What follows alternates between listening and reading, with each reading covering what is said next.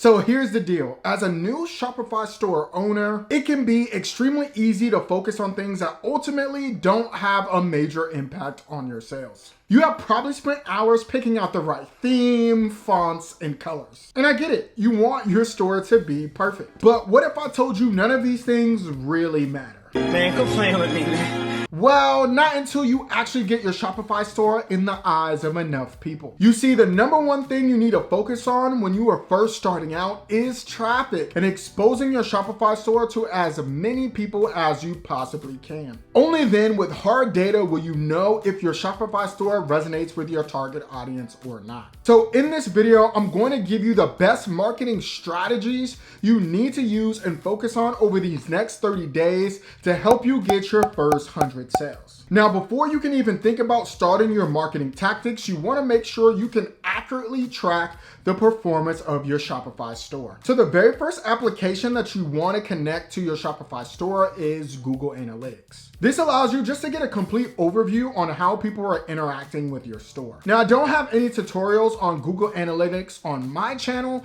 but there are plenty of good videos out there on YouTube that can walk you through how to set everything up step by step. Trust me, the more information you can get on your website visitors and how they are interacting with your Shopify store, the better you can serve your customers, which will help you get way more sales. Now, the very first marketing strategy I recommend you implementing is using your existing network. So a great place to start is just reaching out to your friends and family. You might be surprised how many people are willing to support your Shopify store just by telling them that it exists in the first place. So for all my introverts out there, being shy will definitely keep you broke, okay? So get comfortable being uncomfortable. I guarantee you that your courage will be worth it. From there, you want to promote your Shopify store on various social media platforms. Now, one of the best social media platforms you want to be using right now is TikTok.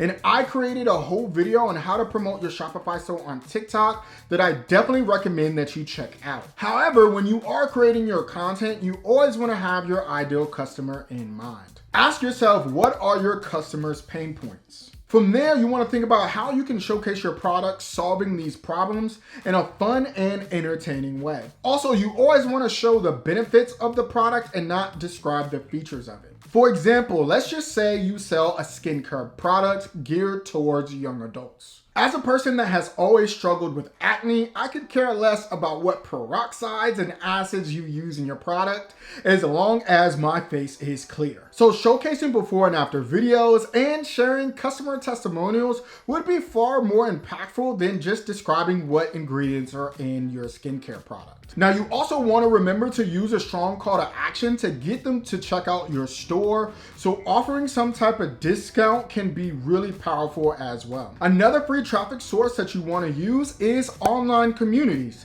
So Reddit and Facebook groups can be a gold mine when used properly. Now, I'm telling you, do not go into these groups and spam the link to your Shopify store because it is not going to work. If anything, this is going to be the fastest way to get kicked out of these groups. What you want to do is build real and genuine relationships with your fellow community members and plug your Shopify store only when it makes sense and you are genuinely providing value for them. Moving forward, the next marketing strategy you want to use is cold outreach. Remember when I said get comfortable being uncomfortable? Well, this definitely applies with this marketing strategy as well. When it comes to cold outreach, there is a lot of nuances to it.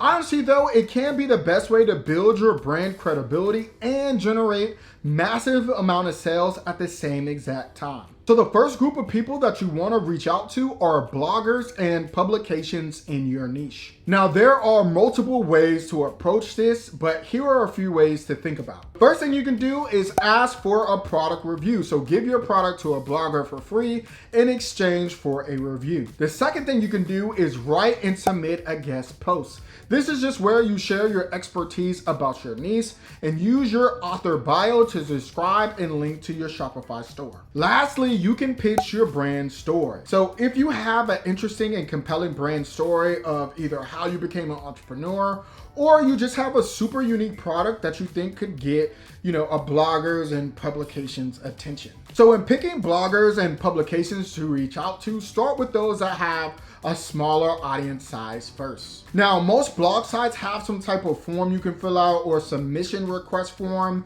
you can fill out as well. Also, you could try to look for editors on LinkedIn and try to build your rapport that way. The second group of people that you want to reach out to are influencers. Now, you may be thinking you need to be some super big brand to work with influencers, but that simply isn't the case. Plus, I have found that working with smaller influencers anyway typically have a higher return on investment and don't cost nearly as much as you may think. Now, when it comes to reaching out to influencers, you can DM them or email them directly, or you can use some type of creator marketplace. If you want a full list of marketplaces to check out, I will provide a link in the description down below.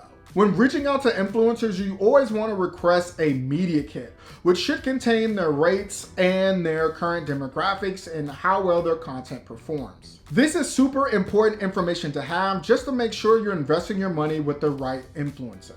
The third strategy you want to implement is paid advertising. Now, this strategy isn't beginner friendly at all, and I recommend mastering using the other strategies first before you ever think about running paid ads. However, if you really want fast results and you're willing to spend money to get them, paid advertising is the best way to go, hands down. In my opinion, the best advertising platform to start off with is either Facebook ads or TikTok ads, and I have tutorials on how to get started with both on this channel.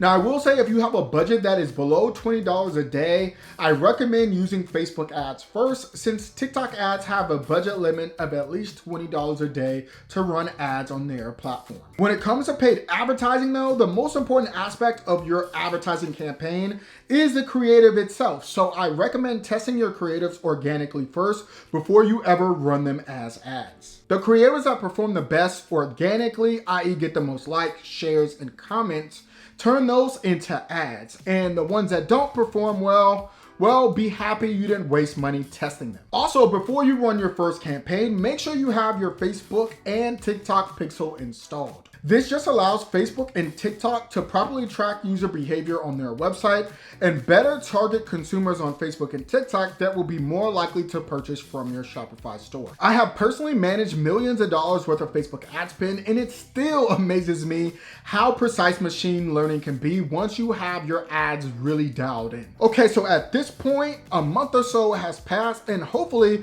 you have been able to try most, if not all, of these marketing strategies, and you now see a big jump in your website visitors, and hopefully you're closer to your first 100 sales. Now, I hate to be the bearer of bad news, but your Shopify store will always be a work in progress. You're gonna expose your Shopify store to traffic, set a benchmark for performance, and then you're gonna work to improve it.